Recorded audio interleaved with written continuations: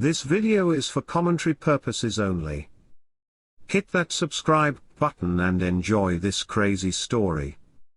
If you're interested in this particularly read, be sure to purchase it on Audible.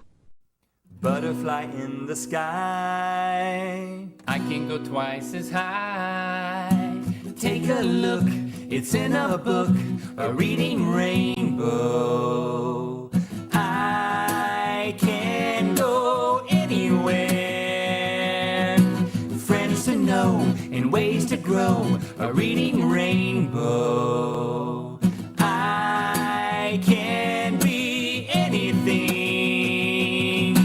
take a look, it's in a book, a reading rainbow, reading rainbow, reading rainbow, reading rainbow.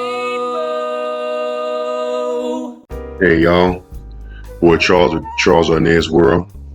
Reading Rainbow, the adult version. We are delving into a book called The Black Brothers Inc. It's about the Black Mafia in Philadelphia. Really cool book, man. Let's go ahead and check some of it out. Prime Minister Jeremiah Shabazz. Shabazz was born Jeremiah Pugh in Philadelphia on 27 November 1927 and grew up in the area of 25th and Master Streets. His parents had both been born in South Carolina before settling in North Philly. According to Jeremiah, he was raised a Christian. Indeed, his father's forenames were Martin Luther. But at age 14, he was introduced to the teachings of Islam by a barber who had been imprisoned with some Muslims down in Virginia. "I'd never heard of Islam before," he recalled. "I'd heard about Mohammedanism before, but the way this brother was talking, even though it was strange to me, it definitely had the ring of truth." By Mohammedanism, he specifically meant the Black Muslim movement emanating from Detroit and Chicago. Within 2 years, he was following the teachings of a man named Elijah Muhammad, and the course of his life was set. The Black Muslim movement was born in the summer of 1930, when a traveling salesman named Wallace D. Fard began teaching African Americans in Detroit about their true religion, not Christianity, but the religion of the black men of Asia and Africa. One of Fard's earliest understudies was Elijah Poole, who later adopted an Arabic surname, Muhammad. Under Fard, each proselyte was required to discard his slave name for his original Islamic name. Over time, changing names became a proud ritual for Fard's followers. There was a grace period for one to be awarded a Muslim name, and in the interim, black Muslims adopted the practice of replacing their slave surname with an X. A Nation of Islam official named Abbas Rasul, formerly Clarence Byrd, explained, "The names that the black man in America has are names that were given to their foreparents by former slave masters, and consequently are not a true indication of their origin, the continent of Africa, from which the black slave was brought here. For example, if my grandfather or great-grandfather worked on a plantation owned by a man by the name of Green, when they were freed, they adopted the name of Green. Consequently, for the black man here in America, those names are not the names of their true foreparents. The teachings of the Honorable Elijah Muhammad were that by utilizing the X, it nullified the slave master's name. It freed the man from the hold of the slave master, because he taught us that if you go in the name of a man, you belong to him. He has claim to you. The X nullified that. James X. Smith, for example, nullified the name Smith. Elijah Muhammad proclaimed that Fard was the earthly incarnation of Allah, and preached his idiosyncratic theories that Islam was the original faith of blacks prior to slavery, and that whites were a race of devils created, according to some accounts of Fard's teaching, by an evil scientist. He offered blacks a credo of moral and cultural superiority to their white oppressors, and the NOI's goals included establishing a separate nation-state in the United States within the framework of the law. After Fard's mysterious disappearance in 1934, Elijah Muhammad took on his work. He became the messenger and eventually oversaw dozens of mosques nationwide, each numbered by city. He wanted to demonstrate that African Americans would thrive under self-rule. The black Muslims so focused on separatist rhetoric it was a standard practice to refer to whites as devils, that observers often questioned the merits of this new religion. One prominent scholar at the time wrote that the black Muslims were an African-American protest group, one which, like the NAACP, is frequently before the... Looking for a professional photographer for your next big event? Need video of your special day? Then look no further. For $100 an hour, have a professional photographer or videographer shoot your wedding, birthday party, quinceañera, bar mitzvah or bat mitzvah, anniversary party, or whatever your special occasion may be. Highlight your event with professional, crisp photos and video. Check out Charles Arness Photography on Instagram, as well as book us for your next event. Must live in the Southern California area. Courts, but only on behalf of their own membership. They want justice and fair play, but unlike the NAACP, they do not really expect the courts to give it to them through the normal processes of American jurisprudence, because they assume that whites are by nature incapable of justice toward blacks. By nature, they are devils. The public face of the black Muslims was often the blue-suited, stone-faced members of the Fruits of Islam, FOI, an elite paramilitary guard responsible for investigating prospective members and protecting officials and property. Jeremiah Pugh graduated from Philadelphia's Benjamin Franklin High School in January 1945 and enlisted in the regular army in April 1946. He was honorably discharged as a technician, 5th grade, at Camp Stoneman, California in October 1947, when he declared his intention not to re-enlist. Pugh had served 1 year and 19 days in foreign service in the Pacific Theater, and was awarded the World War II Victory Medal and the Army Occupational Medal, Japan.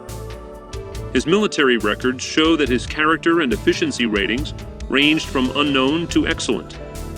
He returned to Philadelphia, got fired from a job with the U.S. Postal Service because of his unsatisfactory work ethic and absenteeism, and joined the Army Signal Corps Supply Depot as a mail and file clerk.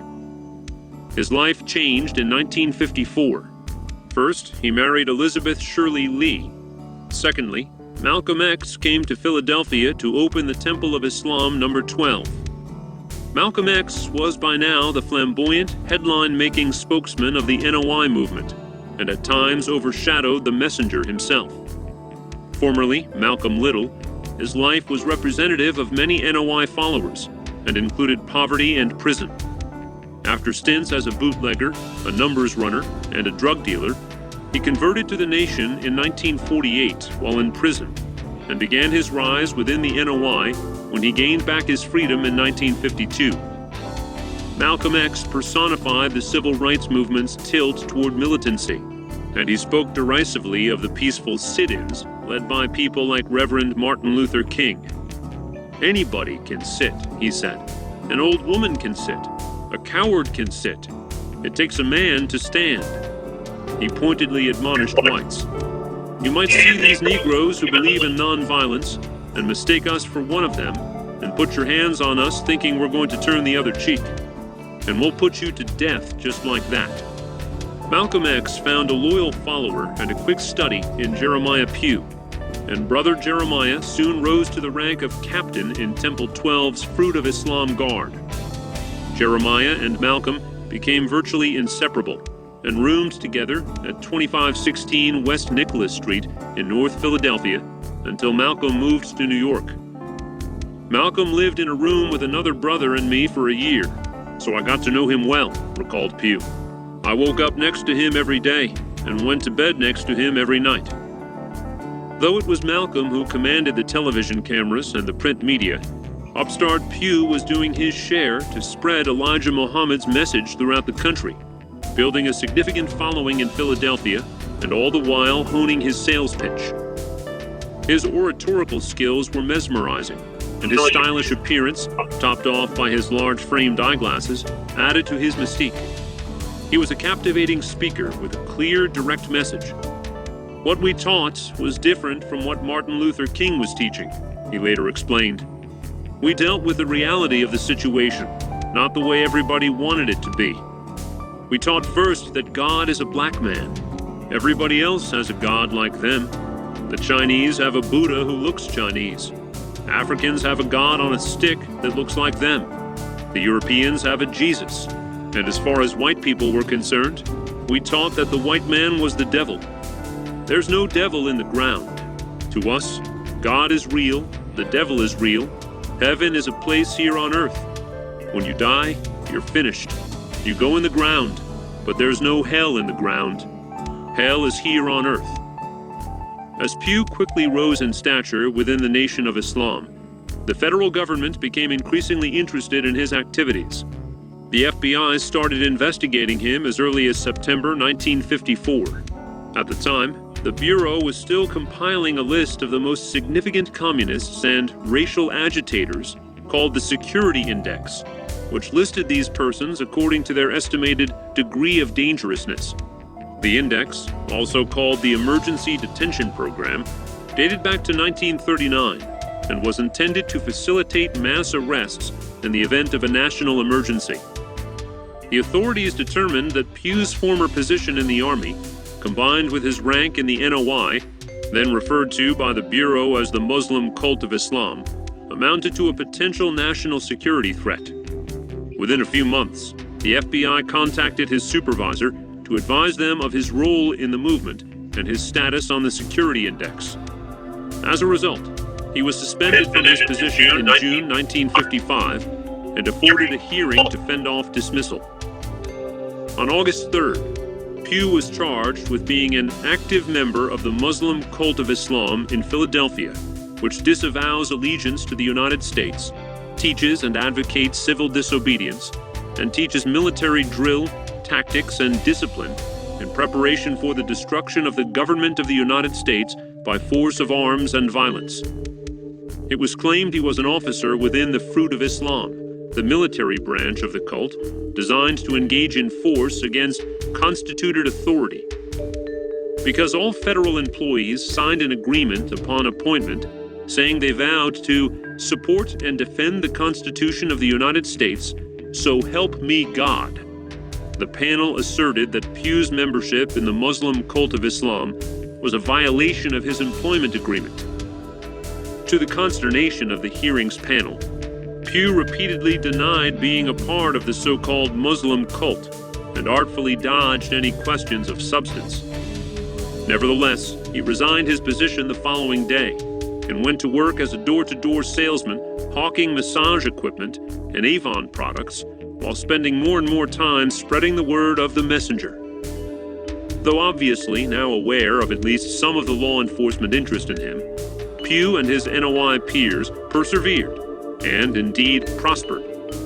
Embodying the black militant ethos that would characterize the mid to late 1960s, the NOI grew exponentially, with Pew as one of its main players. His passion for the movement can be sensed from the message he preached. When somebody does to a people what whites have done to us for no reason whatsoever, other than our skin is black, then they must be evil for the sake of evil, and that makes them the devil. Their hatred of us has no grounds. There's no reason for it. We didn't do anything to them. It'd be different if there had been a war between Europe and Africa, and Europeans had to wage war and take prisoners, and then make slaves to save lives. But what happened to us had no reason for it except greed, where they brought us over here to use our labor. And after using it, then they turned on us and killed us and treated us worse than animals. They used us up until we couldn't serve them no more, and then they killed us. Black people made America what it is today. The country became great because it had hundreds of years of cheap labor and black slaves. Why are we so hated and despised when we've done nothing but work and slave for the white man all of our days? Today it's sophisticated slavery, but we're still slaves, and the white man still hates us. And I still don't know why. All black people are doing is going to church, singing songs, and praising the God white people taught us about, and they're still beating us and killing us and burning our homes. Still ranked as a captain in the FOI, Jeremiah Pew was effectively in charge of Temple 12. Malcolm X was the formal overseer of the temple, but remained in New York and on the road, leaving the reins to his friend. Having established himself with the leadership, Pugh was put on salary in February 1956. He was promoted to minister of Temple 15 in Atlanta in January 1958 and became the nation's minister over the Deep South. Of the experience, he later said, "Whenever we talked to black people, they had misgivings about what we were saying because black people generally feared whites, particularly in the South. That's what I saw at my post when I first went to Georgia. The biggest thing I saw down there was fear. And my leader, the messenger, had told me to teach those people to overcome that fear because every black person knew one thing about the white man. If you said something he didn't like, he was going to get you. And fear of the white man's retribution was greater than any fear of God." In Atlanta, Pugh went by the names Jeremiah X and Jeremiah Shabazz and recruited and lectured throughout the South. Responsible for all mosques in Alabama, Georgia, and Florida, he became enmeshed in a much-debated sequence of historical events regarding the NOI's relationship with the Ku Klux Klan. According to the FBI and others, Shabazz hosted a December 1960 meeting in his Atlanta home that included Malcolm X and the head of the Klan. The purpose was to broker a deal whereby the black Muslims could create the messenger's envisioned separate nation-state within the U.S. The NOI was considering buying a large county-sized tract of land in Georgia or South Carolina, and had been told the Klan, with its own ethos of racial separation, was supportive of such a proposal. The FBI concluded that Elijah Muhammad wanted to induce Negroes to migrate and make it appear that his program of a segregated state or separate state was feasible. When the FBI interviewed Shabazz 5 years later, he denied involvement. Importantly, however, he disclosed 2 other occasions where he did meet Klan leaders. According to Shabazz, an attorney and KKK member named James Venable, who had been retained by the NOI on a prior occasion, brokered a 1963 meeting in Atlanta between Shabazz, Malcolm X, and a Klan official. Shabazz, however, refused to say what was discussed at the meeting. He also admitted attending a public Klan meeting in March 1964 as a correspondent for Muhammad Speaks, the NOI's newspaper, and that he had no knowledge of discussions between the nation and the Klan regarding a land purchase agreement. Regardless of which version of events is true, nothing ever came of the supposed NOI efforts to procure land for a state of their own. One of Shabazz's most heralded achievements while in the South was the 1961 courting of a young fighter named Cassius Clay to the Nation of Islam.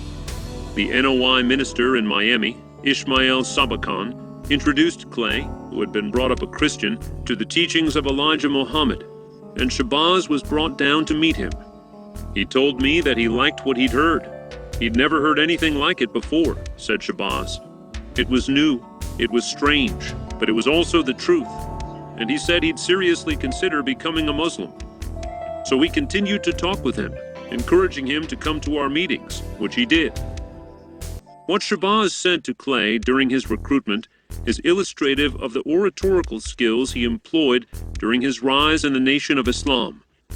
He gave him his "no devil in the ground" speech about how the white man hated blacks, and later insisted Clay was happy with the idea. Cassius didn't have problems with our claim that the white man was evil, he said later. Sometimes he'd ask questions like, "Wait a minute, what about a baby? A baby is born white, how is it the devil?" And I'd explain, if a lion gives birth, it can't give birth to anything except a lion.